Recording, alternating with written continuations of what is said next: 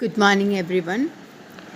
This is geography lesson number 5, temperature. Do it yourself. Take a torchlight and keep it stable at one place. Take 2 large paper sheets, large enough to accommodate its entire beam. Paste the paper on 2 flat boards. Hold the board perpendicular to the beam. Draw the outline of the area lit up by the beam. Name the paper A. Now use the other paper.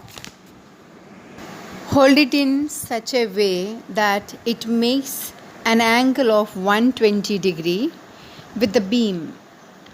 Draw the outline of the area occupied by the beam. Name the paper B. Observe both the paper A and B. Now tell, on which paper does the beam occupy a larger area?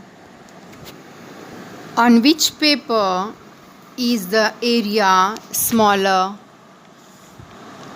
Now, change the angle between the beam of light and the paper. Observe the changes that occur in the area occupied by the beam of light. What is the relationship between the angle of the paper and the area occupied by the beam? Explanation. Sun rays coming towards the earth travel in straight lines. However, as the earth is spherical in shape, these are not perpendicular to all the parts of the earth's surface. In some parts they are perpendicular, whereas in other parts they are slanting. Let us see what effect it has on the earth. The perpendicular rays occupy less area. The part where the rays occupy lesser area receive bright sunshine and greater heat. Hence, the surface there gets heated more and the air becomes hotter. The slant rays occupy a larger area. In this area, sunlight appears less bright and there is less heat. Hence, the surface there gets less heated and the air too is less hot. Do it yourself. The region marked A in figure receives perpendicular rays, while the region marked B receives slant rays, and in the region marked C, the rays are extremely slanting. Using a scale, measure the length of the lit up portion on the Earth's surface in A, B, and C regions. Measure the width of the rays shown between the Earth and the Sun. Considering the parallels of latitude marked in the figure, tell the regions where the temperature will be high, moderate, and low. Discuss this. Explanation. Sun rays falling on the earth are straight and parallel to each other.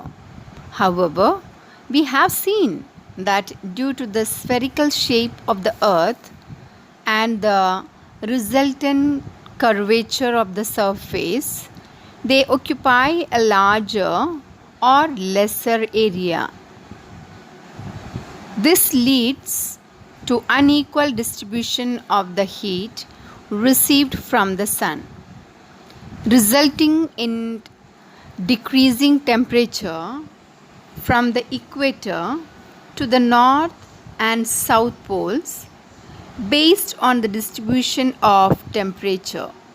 The earth can be divided into torrid, temperate, and frigid zone or tropical, temperate, and polar region.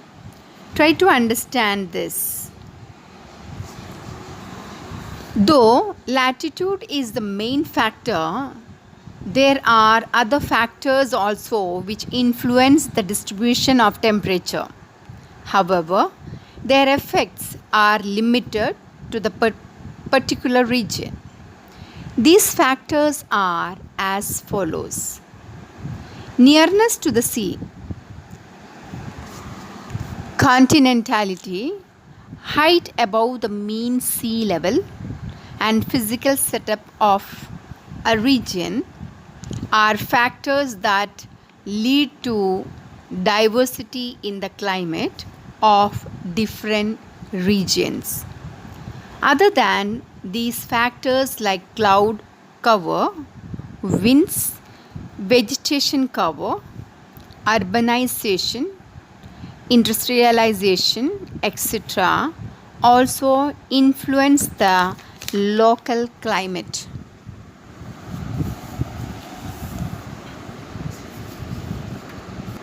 Can you tell how will the rays fall between 0 degree and 23 degree 30 hash north and south, 23 degree 30 hash and 66 degree 30 hash north and south, 66 degree 30 hash and 90 degree north and south?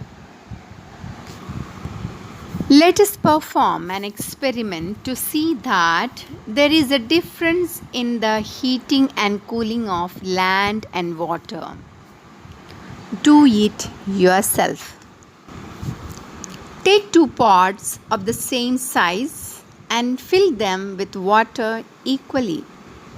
At sunrise, keep one of the pots inside the house and the other one outside. See that it remains in the sun all the time as it's shown in the figure. In the afternoon, walk barefoot on the floor inside the house and feel the temperature of the floor. Feel the temperature of the water in the pot inside. Perform the same activity outside the house and get the feel of the temperature of land and the water kept in the sun. Write down your observations about the temperature of land and water. Do this again around 7 in the evening. Note your observations again. Now you can remove the pots. Explanation. You must have realized that the land cools down earlier than the water.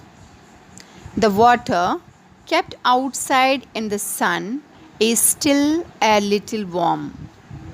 Due to this difference in the heating and cooling of land and water, the air over the land gets heated faster and also becomes cooler rapidly.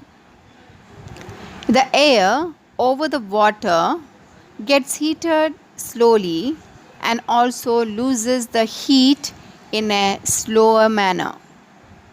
In coastal areas, as compared to continental areas, the temperature of air is lower during the day but warmer at night.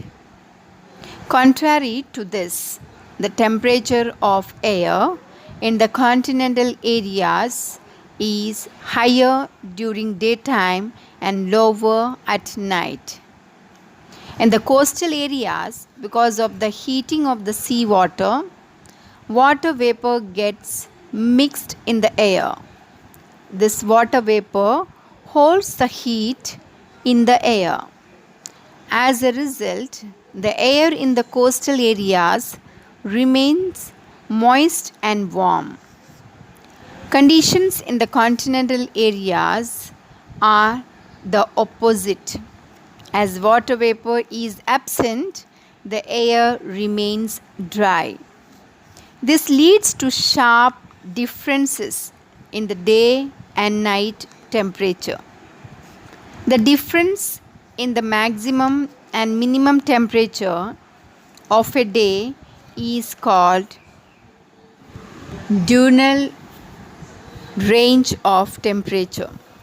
In short, the difference in the day and night temperatures is less in the coastal areas and more in the continental areas. For example, Mumbai temperatures are even, but at Nagpur they vary a lot. In the coastal region of Konkan, the range of temperature is less, but in Vidarbha, the range of temperature is found to be higher.